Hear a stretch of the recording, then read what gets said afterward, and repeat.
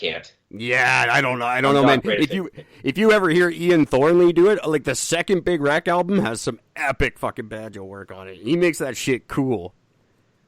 Like, and I not love like, the banjo. and not hokey fucking like Sheepdog's cool. He makes it actually really sick. Kind of like, you know, like Ashley McIsaac did for 5 minutes when he made the fiddle neat. And then he was a dick and nobody gave a shit about him.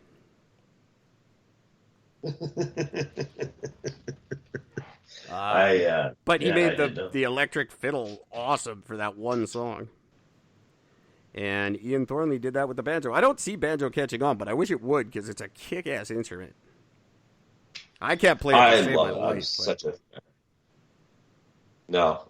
I love the sound. I think it's just a spectacular little fucking instrument. You know what I can't play? It really bugs me, and I was What's thinking that? about this last night because I was going to buy one, and then I was like, why? I keep buying them, and I suck. I cannot, for the life of me, get the hang of the harmonica. I used to play it as a kid. I just can't. I cannot suck or blow. That's just, you know, I am so lucky I'm straight. Because I can't bend over, I can't suck, I can't blow. I'd be the most useless gay guy.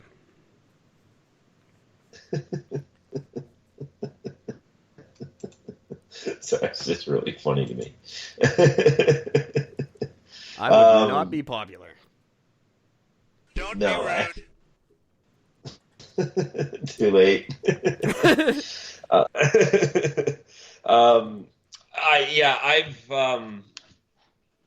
Harmonica has never meant a whole lot of fuck all to me. Made a lot of noise as a kid, so it's kind of fun to annoy people with. But no, I'm not missing out. Like I'm not like, oh man, I'd be fucking playing Rogers Arena tonight if I got the harmonica down. It's not like you're Blues Traveler, you know what I mean? The world only has enough room for one Blues Traveler. I'm not missing it. It just bugs me that I can't get the hang of it. It's just one of those things that like I have to learn. But for no real gain. Yeah, no, I never. For no real actual monetary gain, just because. I remember years ago turning my guitar teacher when I was starting to learn like how to like properly solo and shit like that. Because I really struggled with that for many, many years. Oh, me too. Amazing rhythm player, but I couldn't play a solo. My life depended on it.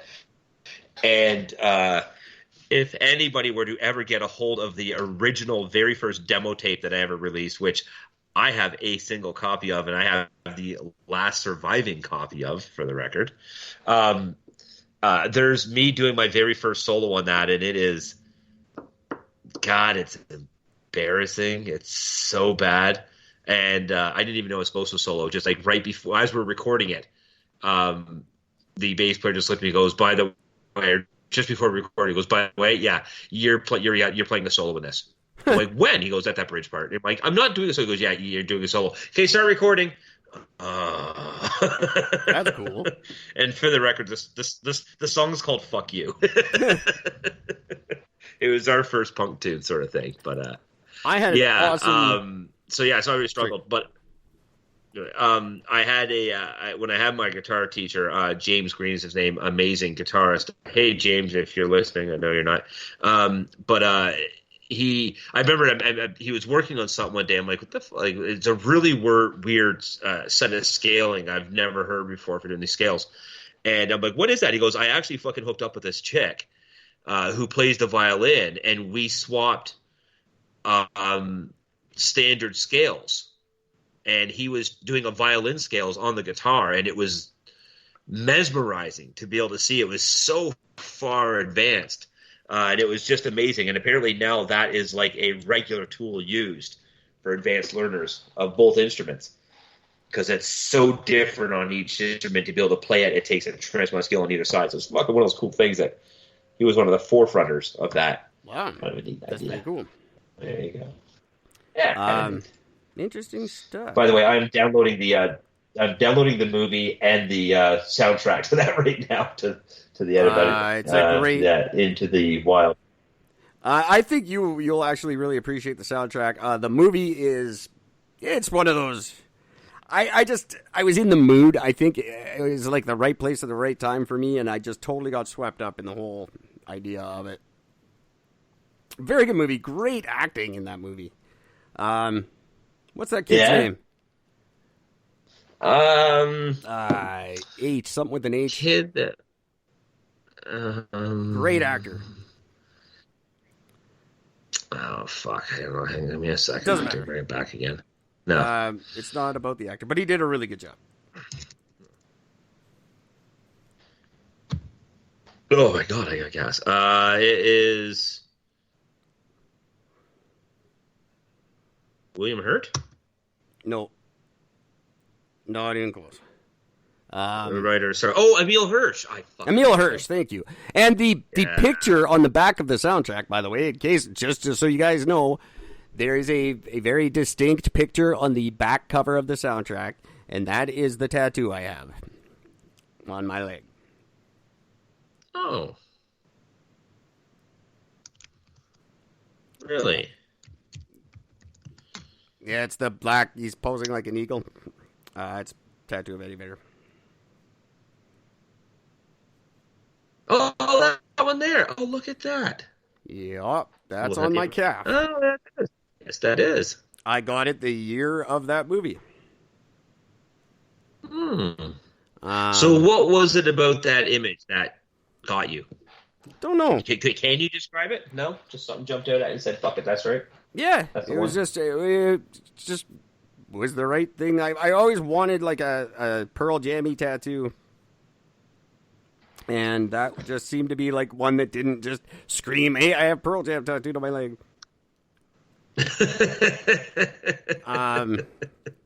Interesting postscript to that story. I did not tell them it was there when I met them. Because if you just do a Google search, I thought it was all cool and like a little bit obscure and no one would have this fucking thing. If you do a Google search of that tattoo, everyone who's ever heard of Eddie Vedder has it. It is the least original tattoo idea ever. Oh. Yeah, very disappointing. I thought it would be kind of neat, but no. I was even late to the party. People had it years before I did. Isn't that funny? It sucks. I like all my tattoos to be unique, but that one is not. I still love it. My portrait of Steve. Yeah, it's a good tattoo as well. My portrait of Steve Ray Vaughan on my rib cage was taken from. I mean, I'm a fairly big dude, so it's a big tattoo, but it was taken by a 3-inch by 3-inch square photo out of a guitar magazine of a live shot of Steve Ray Vaughan playing. So I'm pretty sure nobody has that direct image tattooed on them. I seem to That's remember. An awfully specific thing to find. Yeah, I'm so proud of that one. I actually speaking of that, Emil Hirsch, by the way. Oh, nice. Speaking of Emil Hirsch, by the way, have you ever seen the movie? I know we've talked about this. Alpha Dog. Yeah, of course. JT. Fuck, that movie is so good. Yeah, fucking Justin Timberlake did such an amazing job in that. That's what Everybody changed my whole in that opinion movie of was him. awesome. Yeah, I was like, this kid is some good shit, I thought. Because I wasn't a big fan of Timberlake when his first album came out, but then he did that movie, and I was like, this kid's got some fucking chops. I think I probably said, like, Moxie or something dumb and old.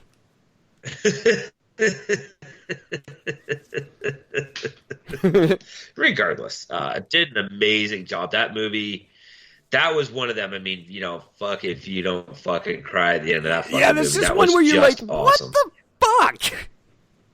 Yeah, just don't see it coming, and just there's no way. Like, why? Damn it! Yeah.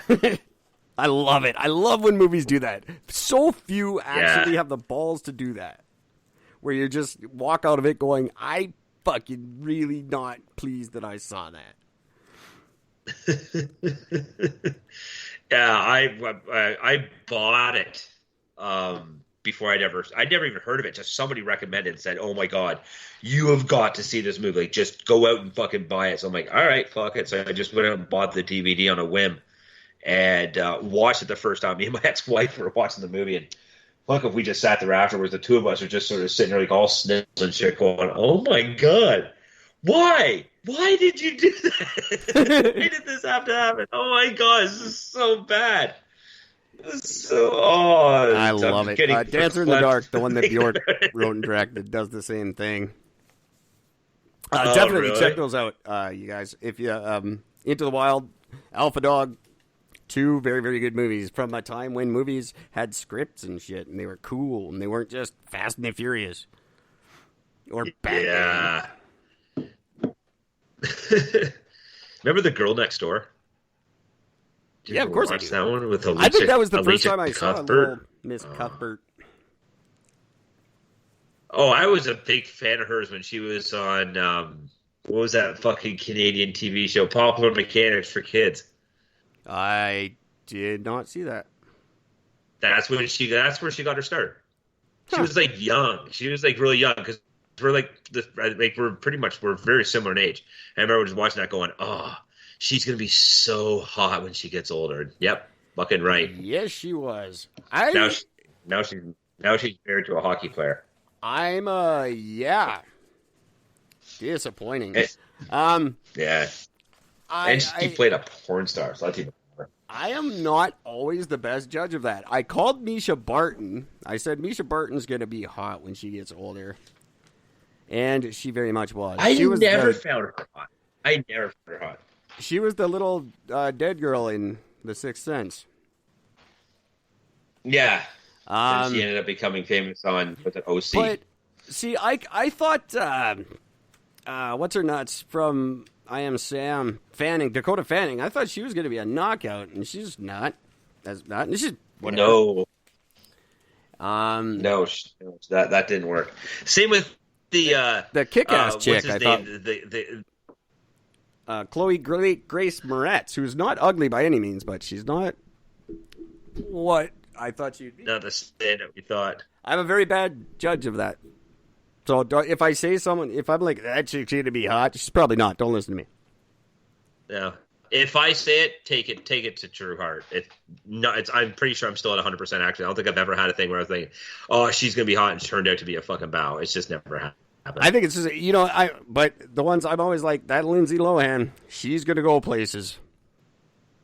And I was like, damn, Lindsay Lohan let me down. Amanda Bynes, she's going to go places. Damn it. Damn it.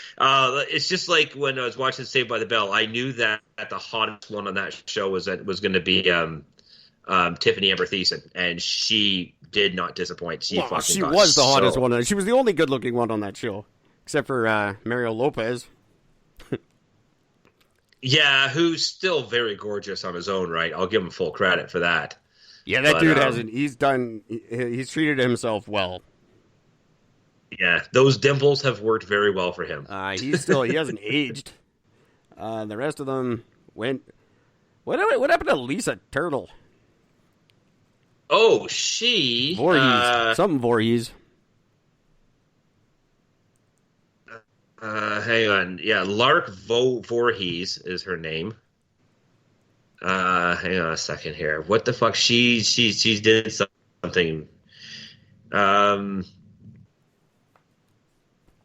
Saved by the Bell. What the fuck did she do? She did something not too long I don't ago. know. It doesn't matter. I really don't care.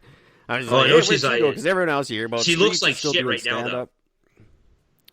Yeah, she looks like shit right now, though. Well, of course she does. Like Lark looks like, because she was cute as shit back then. But yeah, no, not at all anymore. Yeah, it's kind of, I feel bad for people. So it's like guys like Screech he's doing stand up to make a few bucks. Like, you would think when you were fucking Screech, you don't want to be going back to doing stand up at shitty clubs. No, he just, that dude. The biggest thing he's ever done since then was when he did the celebrity boxing. Yeah.